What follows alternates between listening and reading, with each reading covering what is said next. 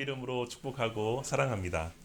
다함 없는 은혜라는 제목으로 함께 말씀을 나누려고 하는데요. 중국 제나라에 관중이라는 탁월한 재상이 있었습니다. 그 관중이라는 사람은 사실 처음부터 탁월하지는 못했다고 합니다.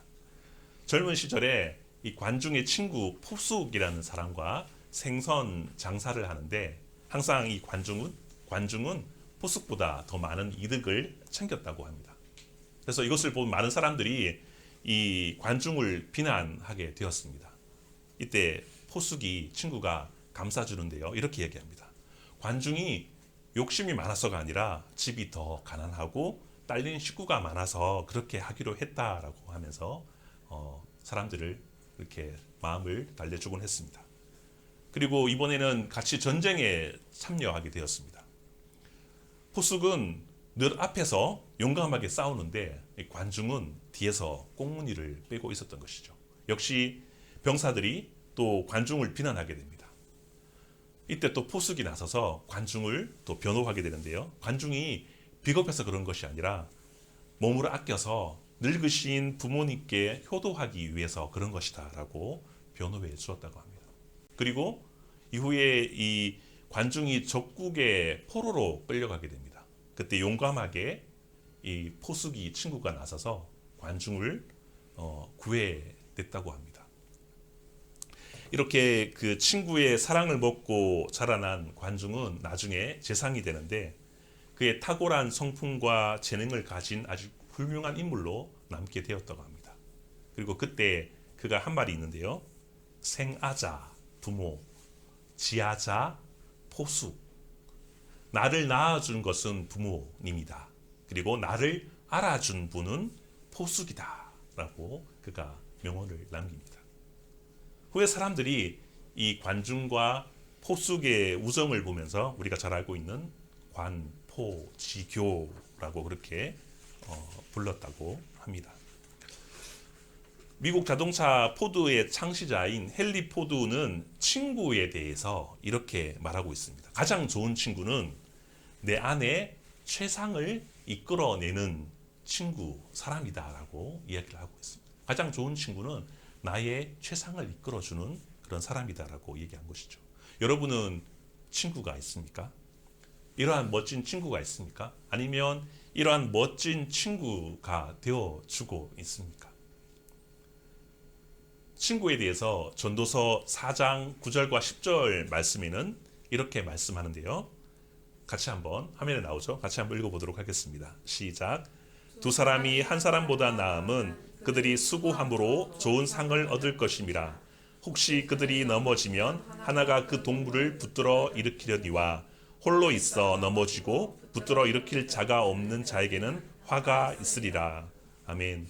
전도서에서도 친구에 대해서 얼마만큼 중요한지 이야기를 하고 있습니다. 여러분 한자에 그 벗우라는 한자가 있는데요. 옆에 보니까 그 손수 그리고 또우가 합쳐진 단어입니다. 손이 하나 더 있다는 거죠. 또우 다시 우 하나 더 우 손이 더 하나 있다. 또 하나의 손이 바로 친구라는 거죠. 나를 돕는 사람이 바로 친구인 것이죠. 내가 상대방을 도와주는 것이 친구라는 것입니다. 그리스 철학자 제논은 한 걸음 더 나아가서 친구는 나의 또 하나의 자아다라고 얘기하고 있습니다. 친구는 나의 자아다라고 또 다른 자아다라고 얘기를 하고 있습니다. 아낌없이 함께 친구와 함께 있으면서 나의 존재가 하나 더 있음을 보게 된다는 거죠. 놀라운 사실은 성경에도 이 하나님께서 우리의 친구다라고 구약에 말씀하시고 있고요. 또한 신약에서도 예수님이 우리들을 친구 삼으셨다라고 이야기하고 있습니다. 출애굽기 33장 11절에 보니까 사람이 자기의 친구와 이야기한 것 같이 여호와께서는 모세와 대면하여 말씀하시며 이렇게 나와 있는데 무슨 말이냐면 하나님께서 모세를 친구 삼으시고 그렇게 이야기하셨다라고 얘기하고 있습니다. 그리고 모세를 통하여서 하나님께서 그들의 백성을 도왔다라고 우리는 너무나도 잘 알고 있습니다. 사실 나보다 나를 더 잘하는 분이 바로 하나님이시지 않습니까? 하나님께서 나를 도우시는 강력한 친구임을 우리가 기억해야 될 것입니다. 여러 가지 어려움들이 있고 기댈 데가 없다면 하늘에 계신, 그리고 우리 안에 거하신 성령님을 우리가 친구로 모시고 삼지 않습니까? 그분께 의지하며 그분께 도움을 구하며 그분께 함께 신뢰하며 걸어가기를 소망합니다. 친구가 있다는 것은 사실상 엄청난 힘이 되지 않습니까? 저는 대학을 졸업하고 선교사로서 헌신하고 그리고 목사로서 살아가고 있는데, 안타까운 것은 고등학교 친구, 대학교 친구들과 연락이 잘 되지 않습니다. 중국에 오래 있었고 그리고 한국에 오니까 친구들이 어디 있는지 잘 연락이 되지 않습니다. 또 주변에 아는 사람들은 대부분 사역자, 목사들밖에 없습니다. 함께 부담 없이 이야기하고 울고 웃고 나누고 기도해 줄 친구가 그렇게 많지 않다는 것에서 아쉬움이 있습니다. 목사가 제일 친구가 없는 사람이 아닐까라는 생각도 해보았습니다. 혹시 저랑 친구하실 분은 연락을 주시면 제가 감사하게 생각하겠습니다. 그러나 우리에게 가장 확실한 친구가 있지 않습니까? 우리 영원한 친구이신 예수 그리스도가 계시기 때문에 우리는 위로가 되고 힘이 될 줄 믿습니다. 그렇다면 우리의 친구가 되신, 친구 삼아주신 예수님은 친구를 위해서 과연 어떤 일을 하셨을까요? 오늘 본문 13장 1절 말씀을 다시 한번 읽어보도록 하겠습니다. 6월절 시작. 6월절 전에 예수께서 자기가 세상을 떠나 아버지께로 돌아가실 때가 이른 줄 아시고 세상에 있는 자기 사람들을 사랑하시되 끝까지 사랑하시니라. 아멘. 누구를 사랑하셨다고요? 세상에 있는 자기 사람들을 사랑하셨다라고 얘기하고 있습니다. 아무나 사랑한 것이 아니라 세상에 있는 자기 사람들, 하나님의 소유된 백성, 믿는 사람들을 하나님께서 사랑하셨다라고 성경은 이야기하고 있습니다.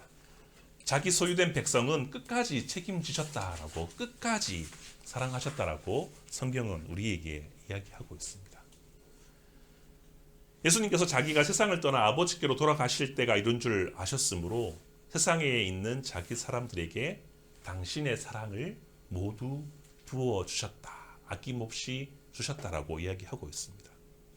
예수님의 사랑은 과연 어떤 사랑입니까? 우리가 너무나도 잘 알고 있지만 오늘 본문의 4절과 5절에는 이렇게 사랑하셨다라고 이야기하고 있습니다.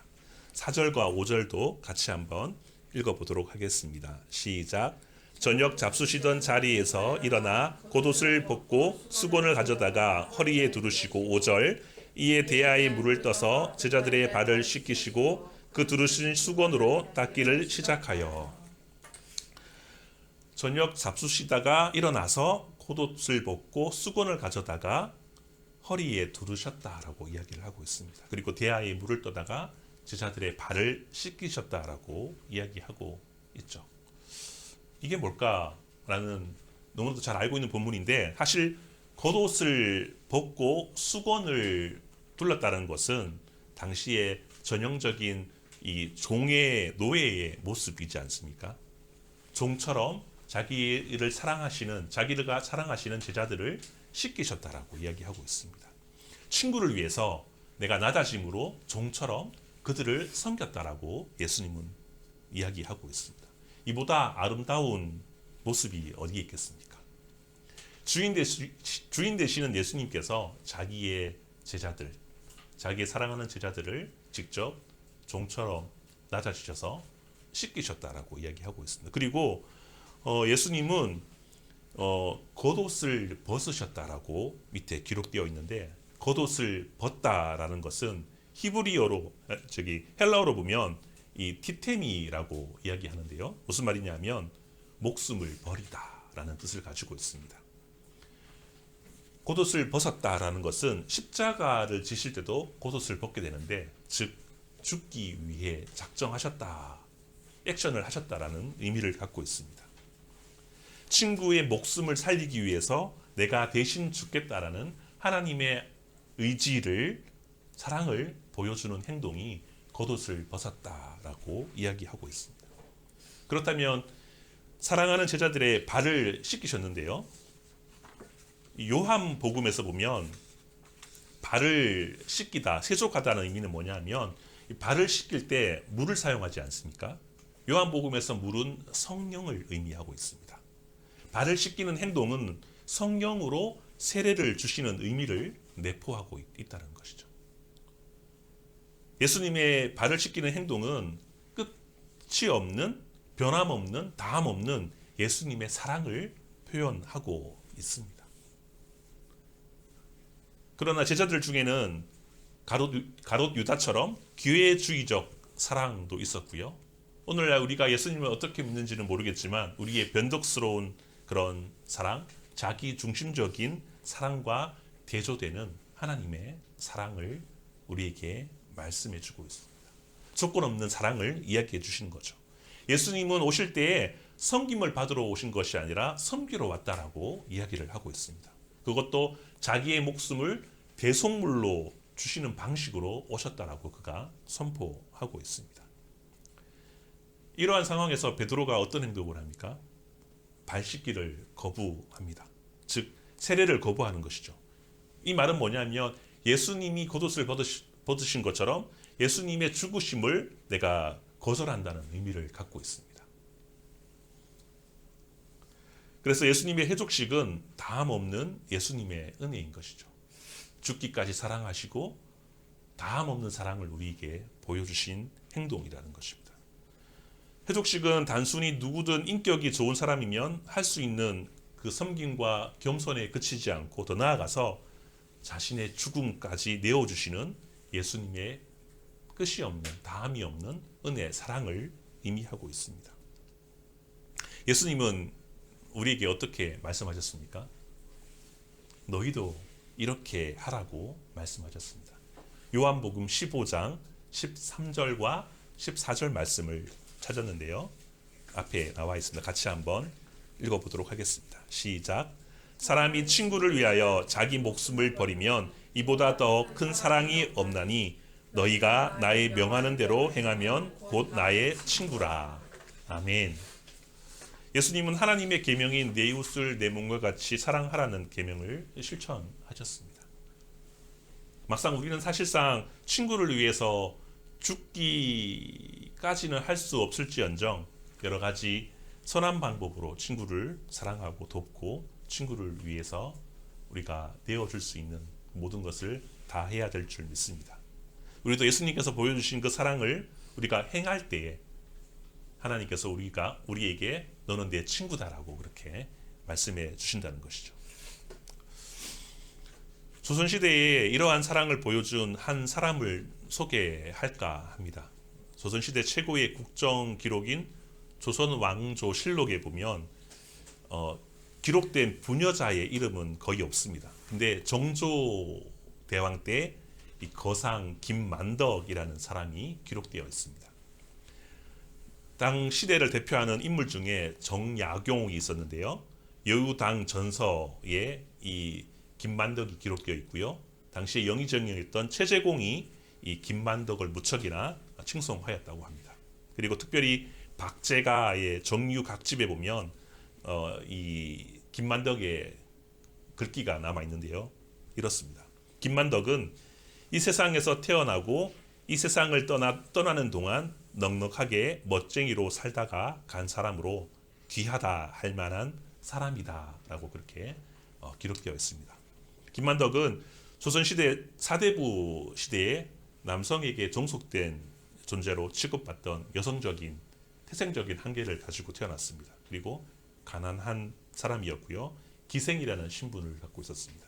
그리고 제주도 병방 지역에 그런 지역의 한계가 있었는데 특별히 제주도는 출국 금지령이 있어서 함부로 섬을 떠날 수도 없었다고 합니다. 양인이었던 원래의 신분을 회복하기 위해서 탄원서를 내고 그리고 모아두었던 돈으로 객주를 차려서 장사를 하면서 거상으로 거부가 되었다고 합니다.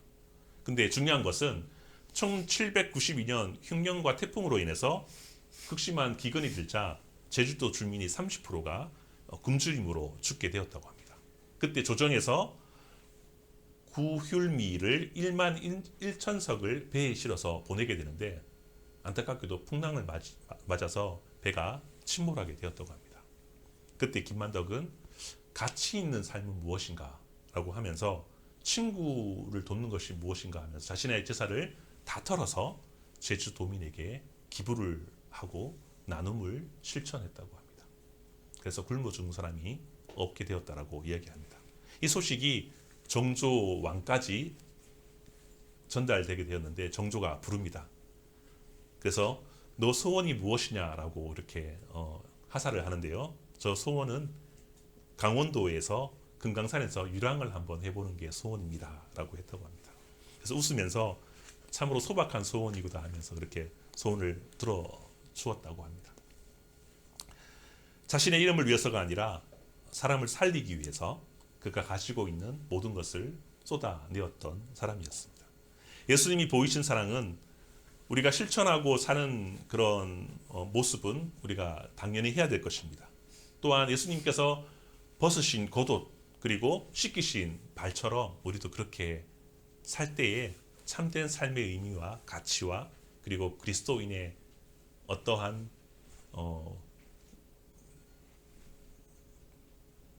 기질과 자제들이 드러나게 될 줄 믿습니다.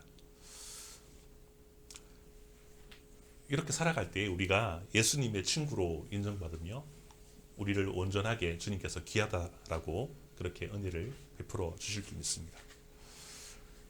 사실 우리가 살아가면서 그리스도인이 되어서 머리로 인지하고 그렇게 살아가야겠다고 다짐은 하지만 실제로 살아가면서 그렇게 쉽게 사람들에게 하나님의 사랑을 전하고 복음을 전하고 가진 것을 필요한 사람들에게 나눠주는 사람들이 힘들 것 같습니다. 예수님 시대에도 십자가에 예수님이 돌아가실 때에 많은 사람들이 도망을 갔고 제자들도 모두가 도망을 가게 됩니다. 예수님이 그 당시에 그 해방시켜줄 그 나라를 다시 회복시켜줄 사람으로 믿었던 사람들도 이제 예수님이 돌아가시고 희망이 사라졌구나 라고 한탄을 하게 된 것이죠. 당시에 지배자였던 로마 군인 그리고 헤롯 사두개인과 같은 정치인들도 예수님의 죽음을 보고 생각을 했습니다. 사랑 같은 것으로 모든 문제를 해결할 수 없지. 이것은 너무 이상적인 거야. 사랑이라는 것은 그냥 이상적이고 한계가 있는 거야 라고 그것 때문에 세상이 변화되지는 않아 라고 생각했을지도 모릅니다. 오히려 세상을 변화시키는 것은 강력한 부와 강력한 군대와 강력한 어떤 권한으로 권력으로 세상을 변화시키는 것이라고 그들이 믿었던 것이죠. 예수님이 십자가에서 죽는 행동은 어떻게 보면 바보와 같은 모습이라고 모두가 조롱을 했던 것입니다. 예수님처럼 남을 위해 친구를 위해서 대신에 죽는다고 해서 섬긴다고 해서 세상이 변화되지는 않는다라고 본 것이죠. 오늘날 기독교 신자들, 회의로운 자들도 이야기합니다. 예수 믿으면 좋지. 근데 돈은 있어야 돼. 힘도 있어야 돼. 교회를 움직이는 것도 어떻게 보면 힘이고 돈이야. 우리가 예수 믿는다고 세상이 달라지지는 않은 것 같아. 세상에는 똑똑함과 부함과 권력이 있어야지 달라질 거야 라고 생각하는 사람들이 많다는 것이죠. 정말 그렇습니까? 구약 그리고 신약에 와서 오늘날까지 세상은 변화되고 또 변화하고 있습니다. 무엇 때문에요? 돈의 힘이 아니라 예수님이 보이신 그 사랑과 섬김을 통해서 세상은 변화되어지고 앞으로 변화되어질 것을 믿습니다. 누구를 통해서요? 예수님을 통해서 그가 보이신 사랑과 다함없는 은혜를 통해서 그의 제자들을 통해서 세상이 변화되게 될 줄 믿습니다. 그가 세우신 교회를 통해서 세상이 온전하게 변화될 줄 믿습니다. 그것이 우리의 정체성이고 우리가 해야 될 일이며 우리가 세상 살아가야 될 존재 이유의 목적이라고 저는 생각을 합니다. 제가 좋아하는 톨스토이 소설인 바보 이반이라는 책에 이러한 내용이 있습니다. 바보 이반이라는 책 중에 바보 이반 형이 두 명이 있는데 큰 형은 세미온이라고 하는데요. 그는 야망으로 똘똘 뭉쳐진 또 그런 사람이었는데 군인이 되어서 출세하고 귀족 집안과 결혼해서 막강한 권력을 잡게 되었습니다. 그리고 재물이 욕심이 많았던 둘째 형 타라스는 부자가 되어서 떵떵거리며 그렇게 살았다고 합니다. 그런데 문제인 것은 항상 모이면 가정에 불화가 생기고 화평하지 않았다고 합니다. 만나기만 하면 싸웠다고 합니다. 그래서 그 사이를 중재하는 사람이 바로 누구냐면 바보 이반, 막내의 아들인 것이죠. 사탄은 권력욕이 많은 형과 재물욕이 많은 동생을 더 많은 권력과 재물로서 그들을 망가뜨렸지만 바보 이반에게는 어떤 유혹도 먹히지 않았다라고 그 책에서 이야기를 하고 있습니다. 예수님의 죽음은 어떻게 보면 바보 이반과 같은 그런 사랑이었습니다. 손해보는 사랑인 것이죠. 아무것도 필요 없는 오직 하나님의 은혜만 필요한 그런 사람이 바로 이반이었고 예수님의 모습이었던 것입니다. 섬기는 사랑인 것이죠. 빌립보서 2장 5절과 8절에 보면 바보 이방과 같은 예수님의 사랑을 기록한 글이 있는데요. 같이 한번 읽어보도록 하겠습니다. 너희 안에 시작. 너희 안에 이 마음을 품으라. 곧 그리스도 예수의 마음이니 그는 근본 하나님의 본체시나 하나님과 동등됨을 취할 것으로 여기지 아니하시고 오히려 자기를 비워 종의 형체를 가지사 사람들과 같이 되셨고 사람의 모양으로 나타나사 자기를 낮추시고 죽기까지 복종하셨으니 곧 십자가에 죽으심이라. 하나님이신 분이 종의 형체를 가지시고 이 땅에 오셔서 존귀와 영광을 받으시기에도 합당하지만 오히려 종의 형체로 죽기까지 복종하셨다. 십자가에 돌아가셨다라는 그의 다함없는 하나님의 끝이 없는 사랑을 우리에게 보여주셨습니다. 이것으로 말미암아 인류는 복된 삶을 살게 되었고 죽음에서 해방되게 되었고 우리가 살아가야 할 이유와 목적을 우리에게 보여주셨다는 것이죠. 피조물과 비교 불가하신 창조주 하나님이 인간으로서 종으로서 그것도 보잘것없는 갈릴리 깡촌에서 로마 시대의 식민지의 지배를 받으시고 또한 광야에서 마귀에게 시험을 받으시고 또 인간에게 자기 목숨을 내어주신 그 모습이 마치 바보 이방과 같은 그런 모습이었고 그 사랑이 참된 사랑임을 우리가 기억해야 될 줄 믿습니다. 동기 목사님 중에 라오스라는 지역에서 사역하고 있는 선교사님이 계신데요. 저도 아주 작은 물질과 기도로 그렇게 후원을 하고 있습니다. 공산 국가라서 여러 가지 가난과 어려움과 복음 증거하기에 많이 힘들다고 이야기를 합니다. 그래서 이 선교사님 한 번은 현지 마을에 현지 목사님이 계셔서 거기 만나러 갔는데 그 목사님이 집을 건축하고 있었다고 합니다. 그래서 선교사님이 물었습니다. 목사님 사시는 집을 건축하시나 봅니다. 그랬더니 아닙니다. 사실은 코로나로 인해서 많이 사정이 어려워서 주중에는 대부분은 일을 하고 그래야 가정을 돌볼 수 있고 공부도 할 수 있고 교회 사역도 할 수 있습니다. 라고 그렇게 대답을 한 것이죠. 막노동을 하고 있다고 얘기한 것입니다. 그래서 선교사님이 너무 부끄럽고 민망해서 같이 이야기하면서 이렇게 하시는 분이 현지 사역자분이 얼마나 되는지 확인하고 매달 5만 원 정도면 한 달을 먹을 수 있는 식량을 구입할 수 있다고 하셔서 한 20여 분 그런 프로젝트를 진행해서 돕고 있다고 합니다. 동기 목사 선교사님이 하는 사역은 본인도 이야기합니다. 뭔가 특별한 사역은 없다. 라오스 아이들과 함께 친구가 되어주고 함께 공을 차고 함께 밥을 먹고 가지고 있는 재능, 영어와 수학을 가르치고 그리고 예수님의 사랑을 전하고 그리고 함께 비전을 제시하고 예수님의 복음을 전하며 예배를 드리는 것밖에 없다라고 이야기를 하고 있습니다. 큰 돈이 아니라 큰 능력이 아니라 예수님이 우리를 위해서 죽기까지 사랑하시는 그 사랑을 가지고 내가 사역할 때에 날마다 놀라운 은혜와 경험을 경험하고 있다라고 그가 고백을 하셨습니다. 선교사님은 옛날 어릴 때에 하나님을 알지 못할 때에 하나님께서 관심도 없을 때에 대해서 관심 없을 때 멋대로 살다가 이리 먹고 저리 먹고 살다가 자신을 살리신 예수님을 만나서 지금 라오스에서 이렇게 사역하고 복음을 전하는 자체만으로도 큰 기쁨과 은혜를 누리고 있다라고 하셨습니다. 요한복음 15장의 말씀을 인용하면서 포도나무이신 예수님께 꼭 붙어 있기만 한다면 농부이신 하나님께서 열매를 주시기 때문에 부정적인 생각, 실패 같은 생각으로부터 자유롭게 되어서 은혜를 누리고 있다라고 이야기를 하셨습니다. 날마다 예수님과 함께 할 수 있는 비결은 그분의 복음과 그분의 생각과 그분의 사랑이 담긴 하나님의 말씀을 묵상하며 그분에게 매달려 있기 때문에 승리하고 그 사랑을, 그 십자가의 사랑을 전할 수 있다, 실천할 수 있다라고 고백을 하셨다는 것이죠. 저와 여러분도 이러한 여러 가지 어려운 가운데 있지만 하나님께 붙어 있으므로 친구 되신 하나님의 능력을 의지하여서 세상 가운데 그 사랑을 함께 나누며 살아가는 저와 여러분 되기를 소망합니다. 마지막으로 헤르만 헤세의 단편의 글에 나오는데요. 이 글을 이야기하고 말씀을 마치려고 합니다. 한 마을에 아들이 태어났습니다.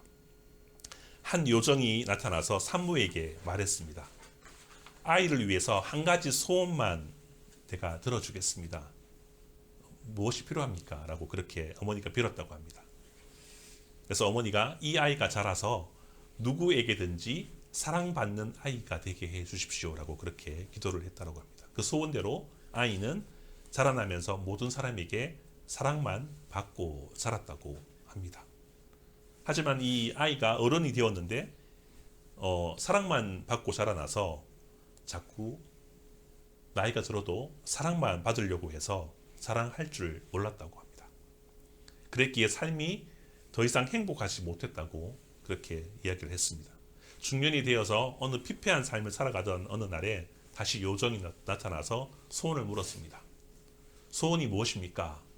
라고 했더니 이 아이가 자라나서 이제 노년 때에 사랑할 줄 아는 사람이 되게 해 주십시오라고 그렇게 소원을 빌었다고 합니다.